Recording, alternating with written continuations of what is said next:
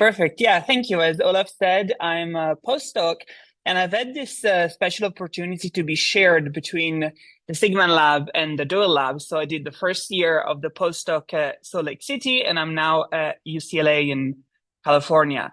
And I'm going to be giving you a little glimpse of what we've been working on this past year together with the Sigman and Doyle labs, and especially shout out to my experimental collaborator, Erin, who's an excellent, amazing grad student in the Doyle lab.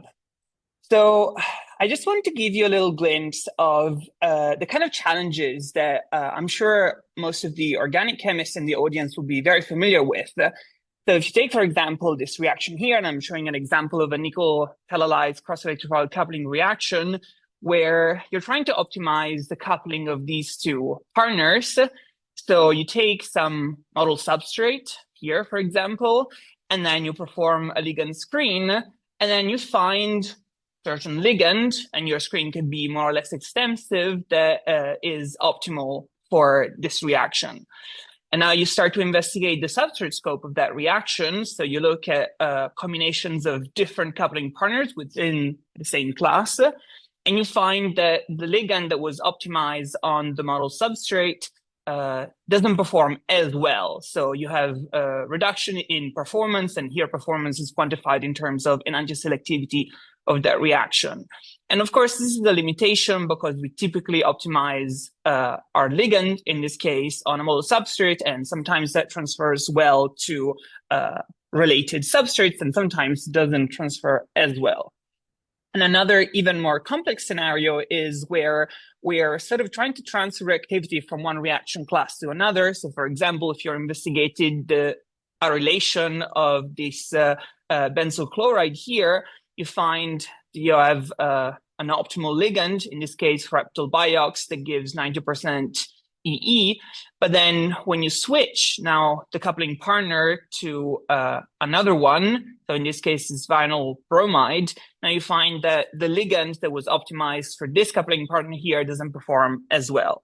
So this is two typical challenges that we face in reaction optimization and discovery. So how, as CCAS, can we help address these challenges in terms of data science? Well, we would like to have models that allow us to predict enantioselectivity so that we're able to facilitate the discovery of these chiral ligands, but they have to be transferable so that we can make reliable predictions on related substrate classes or even different reaction classes. The challenge that we face is that we normally have only sparse data for training, meaning we only know about the performance of certain limited combinations of substrates and ligands. And the way that in the Sigman and Doyle lab we've tried to address this challenge is to leverage as much as possible mechanistic information, so information extracted from transition states in this case, to be able to extend our model's transferability, so expand their domain of applicability. So I will not go into much detail here, but what I want to highlight is that we've developed this workflow to gain access to conformation ensembles of transition states and other catalytic cycle intermediates in a way that is compatible with large-scale screening. So we can obtain these optimized structures in a way that is both computationally inexpensive and relatively fast. And from these structures, we extract features, so physical organic descriptors, then we can use to train regression models, in this particular case of enantioselectivity. And I want to highlight that this workflow is now documented on GitHub, and we have a preprint describing what we've been doing with this workflow. Now, we applied it in the context of nickel-catalyzed cross-electrophile coupling reactions, so the kind of structures that we generate are structures that are relevant to the potential enantiodetermining steps in these cross-electrophile coupling reactions. So, for example, this radical capture transition state, reductive elimination transition state, and the nickel-3 intermediate that connects the two.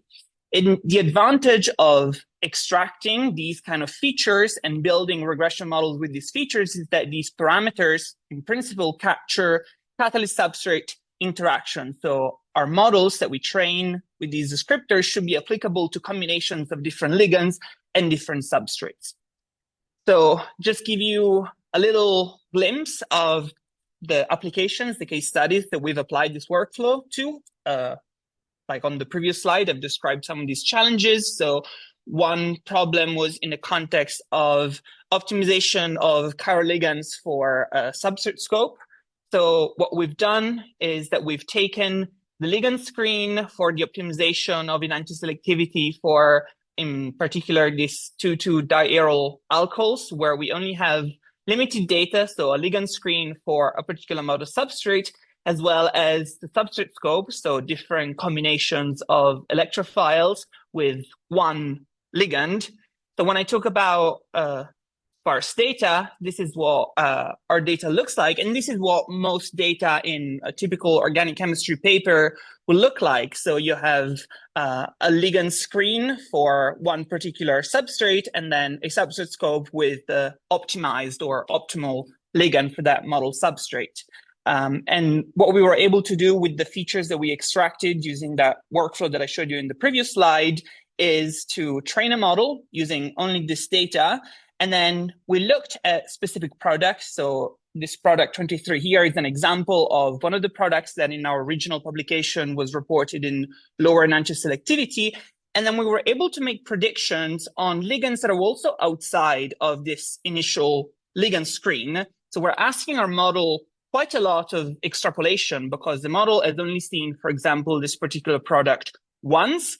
And we're also trying to make predictions on ligands that it has never seen. And despite these limitations, we were able to identify a ligand that was giving a limited improvement in enantioselectivity for that product here. So the emphasis here is the transferability of the models trained on very sparse data. And then another case study, we were interested in sort of seeing the ability of these models to make predictions on different reaction classes. So we took training data, in this case, from the literature of different types of reactions. So cross-electrophile couplings with different classes of electrophiles. And we used that data and the features that we extracted from our workflow from training. And then we really challenged our model to make predictions on an electrophile that was outside of this training data. So here we have another reaction, and it's actually a different reaction class because in this case here, this is an sp3 coupling reaction. One of the electrophile has been seen by our model, and the other one is completely unseen. And we use the train model to make out-of-sample predictions on this reaction. And surprisingly, we were able to identify correctly the ligand class that was performing the best in this reaction. And I want to emphasize this because in this case, the ligand class was also entirely unseen. So our model was trained on reactions involving biox, BIM, box, and a limited number of piox ligand. And this pyridine imidazoline ligands was unseen. And yet the model was still transferable enough to make somewhat reliable predictions and identify correctly the best performing ligand. So if you imagine to apply this in the context of reaction discovery, this can give you a little head start when you're expanding your reactivity space. And this was very brief, but I just want to give a big shout out to both the Sigman lab and the Doyle lab and our other collaboration, especially in the Risman lab, that had been working on a similar project in the context of an NN ligands library. And a big shout out to my experimental collaborator, Erin, who's been doing an amazing job at evaluating all of these chiral ligands. And as Matt and Abby know, I have a little tradition that I always like to finish all of my presentations with a quote. So the quote that I chose today is from the movie 102 Dalmatians. It's a quote by the character of Cruella de Vil, played fantastically by Glenn Close. And the quote is, "Jean-Pierre, our next challenge, reinventing the poodle skirt." So with that, thank you very much. And I would like to take any questions if there are any.